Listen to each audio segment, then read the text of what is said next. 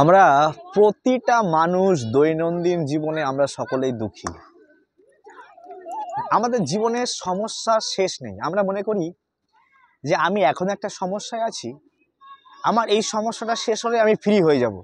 কিন্তু একটা সমস্যা যেতে না যেতে আমাদের আর একটা সমস্যা চলে আসে, একটা সমস্যা যেতে না যেতে আর একটা সমস্যা চলে আসে। আর যে কথা শাস্ত্রে বলা হচ্ছে, পদম পদম যদ বিপদম, একটার পর একটা বিপদ, একটার পর একটা বিপদ। তাই এই বিপদ থেকে আমরা কিভাবে বাঁচতে পারি, এই বিপদ থেকে আমরা কিভাবে রেহাই পেতে পারি? আমরা ত্রিতাপ ক্লেশের দ্বারা আচ্ছন্ন, আমরা জন্ম মৃত্যু জরা ব্যাধির দ্বারা আচ্ছন্ন। হ্যাঁ, আমরা সব রকমভাবে কষ্ট পাচ্ছি। আমরা শোক মোহ ভয় দ্বারা আচ্ছন্ন, হ্যাঁ, ক্ষুধা তৃষ্ণার দ্বারা, হ্যাঁ, প্রতিনিয়ত আমরা দুঃখ কষ্টে জীবন আমাদের অতিবাহিত হচ্ছে।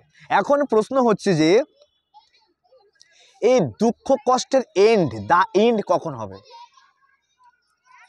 এই দুঃখ কষ্ট, এই যে দুঃখময় জীবন, হ্যাঁ, এই দুঃখময় যে চক্রাকারে আমরা আবর্তিত হচ্ছি প্রতিটা দিন প্রতিটা সময়, হ্যাঁ, এই দুঃখ কষ্ট থেকে বেরিয়ে কিভাবে আসবো আমরা? তার জন্য ভগবান ঋষভদেব বলছেন, পরভাব তব দবোধ জাত যাবৎ না জিজ্ঞাসতে আত্মতত্ত্ব। বলছে এই দুঃখ কষ্ট ততক্ষণ থাকবে, বলে কতক্ষণ থাকবে? যতক্ষণ না তুমি জিজ্ঞাসা করছো যাবৎ ন জিজ্ঞাসাতে আত্মতত্ত্ব।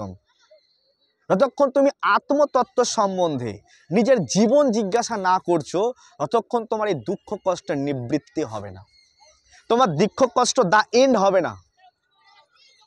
দ্য এন্ড তখন হবে যখন তুমি নিজেকে জানবার প্রয়াস করছো, আত্মতত্ত্ব জিজ্ঞাসা, who am I, who is God, গডের সঙ্গে আমার কি সম্পর্ক, আমি কোত্থেকে এসেছি, আমার সোর্স কি, এবং আমার ডেস্টিনেশন প্লেসটা কোথায়, আমি কোথায় যাব? যদি 60 বছর পরে আমার মৃত্যু হয়, তা আমি কোথায় যাব? সামান্য কলকাতা থেকে মায়াপুরে আসলে এত পরিকল্পনা করি, তো মৃত্যুর পরে কোথায় যাব?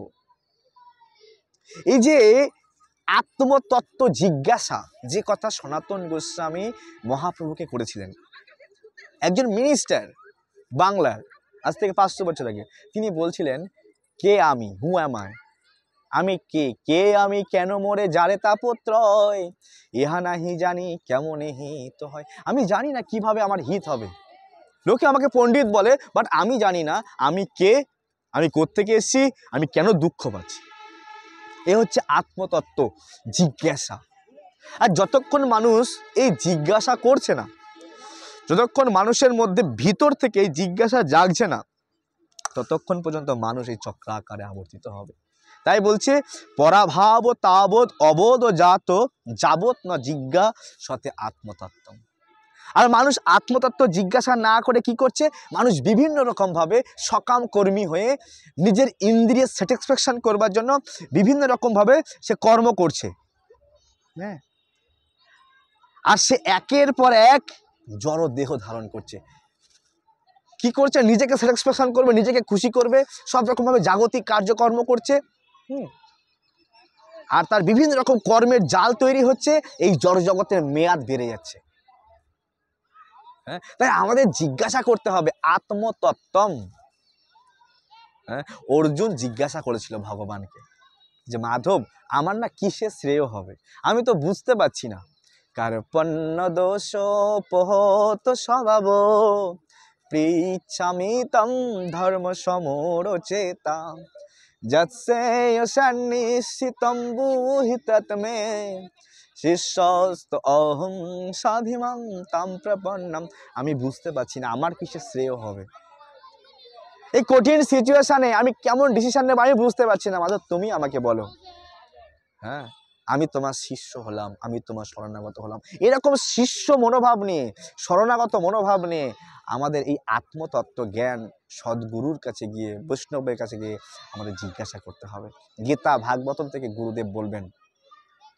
হ্যাঁ, আর যখন আমরা এই জ্ঞানকে জানবো, আর এই জ্ঞান জেনে আমরা নিজের জীবনে অ্যাপ্লাই করব, সেই থিওরিটাকে জেনে, তাহলে কি হবে? এই দুঃখ কষ্টের মেয়াদ ফিনিশ হবে। তা না হলে এই দুঃখ কষ্টের মেয়াদ ফিনিশ হবে না। যত টাকার মাধ্যমে আমরা প্রয়াস করছি, টাকার মাধ্যমে আমি আমার দুঃখকে নিবারণ করব, হচ্ছে কি? মৃত্যুকে এড়াতে পারছি কি? কোটিপতির ঘরে তার মা মরছে না, তার স্ত্রী মরছে না, সেই ব্যক্তি মরছে না? কোটিপতির ঘরে কি রোগ আসছে না? কোটিপতির মানুষের কি মানসিক টেনশন দুশ্চিন্তা নেই? তার বেশি। আরে কোটিপতি মানুষ সে ঘুমের বড়ি খেয়ে ঘুমায়, তার ঘুম আসে না। কোটিপতি মানুষ ডাক্তার বলে দিয়েছে তোমার এটা খাওয়া যাবে না, এটা খাওয়া যাবে না, টাকা প্রচুর আছে ব্যাংকে, খেতে পারছে না। কি শান্তিতে আছে মানুষ? তো টাকার বিনিময়ে প্রবলেম এড়ানো যায় না। হ্যাঁ, তাই দরকারি স্পিরিচুয়াল নলেজ, যে নলেজের মাধ্যমে আমরা আমাদের জীবনের সমস্যার সমাধান করতে পারি। যাবত না জিজ্ঞাসাতে আত্মতত্ত্বম, এই আত্মতত্ত্ব, এই আত্মতত্ত্ব বিজ্ঞানটা যে না জানছে সে কখনোই তার জীবনের যে এই যে পদম পদম যদ বিপদম, সে বিপদ থেকে সে বেরিয়ে আসতে পারবে না। এই জন্য আমাদের প্রয়াস করতে হবে। কি প্রয়াস করতে হবে? সাধুর সঙ্গে গিয়ে, ভক্তর সঙ্গে গিয়ে, আজ প্রভুপাদ সারা পৃথিবীতে সাধু সঙ্গের ব্যবস্থা করে দিয়েছে। এই সাধু সঙ্গের ব্যবস্থা নেওয়ার মাধ্যমে আমরা আমাদের জীবনকে সর্বাঙ্গীনভাবে সুন্দর করতে পারি। Chant Hare Krishna and be happy. জয় শ্রী প্রভুপাদ।